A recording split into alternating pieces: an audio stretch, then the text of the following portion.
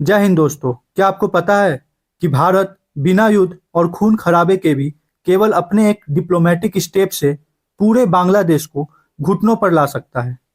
अभी बांग्लादेश की क्या सिचुएशन है ये तो आपको पता ही होगी। कैसे पूरे देश में एंटी इंडिया सेंटिमेंट्स है। पूरी दुनिया ने देखा कि वहां पर हिंदुओं को कैसे जिंदा जलाया जा रहा है और बांग्लादेश के बड़े नेता से लेके छुटवैये नेता तक सब ये ख्वाब देख रहे हैं कि पाकिस्तान के साथ मिलके वो भारत से सेवन सिस्टर को अलग कर देंगे। लेकिन वो ये भूल गए कि उनको पीने का पानी भी भारत की कृपा से मिलता है। दोस्तों, मैं बात कर रहा हूँ गंगा वाटर ट्रीटी की। ये वो ट्रीटी है जो भारत और बांग्लादेश के बीच में पिछले 30 साल से चल रही है और अब 2026 में ये खत्म हो जाएगी। भारत और बांग्लादेश ने 1996 में Ganga water sharing treaty sign की थी, जिसमें गंगा नदी के पानी को भारत और बांग्लादेश के बीच में कैसे बांटा जाएगा ये डिसाइड हुआ था। तो भारत में हम गंगा नदी को गंगा जी कहते हैं और बांग्लादेश में गंगा नदी को पद्म नदी के नाम से जाना जाता है। गंगा जी उत्तराखंड से निकल के फरक्का बैराज तक आती है और फिर यहाँ से बांग्लादेश में एंट्री करती हैं।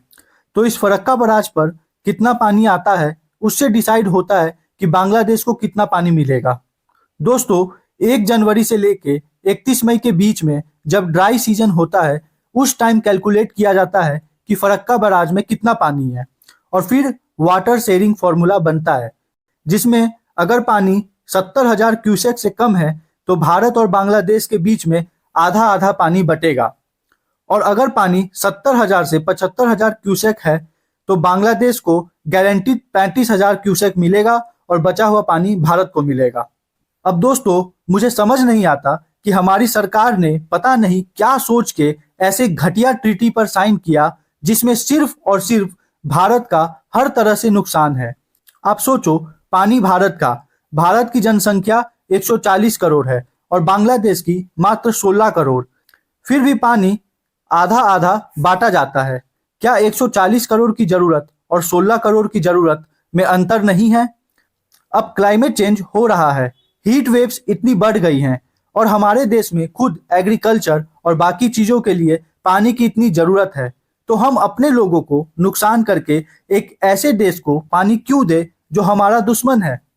अब दोस्तों, अभी एस जयशंकर बांग्लादेश के दौरे पर गए थे, तब इस पर काफी चर्चा हुई और इस बार इंडिया को इस ट्रीटी को बिल्कुल चेंज करना चाहिए।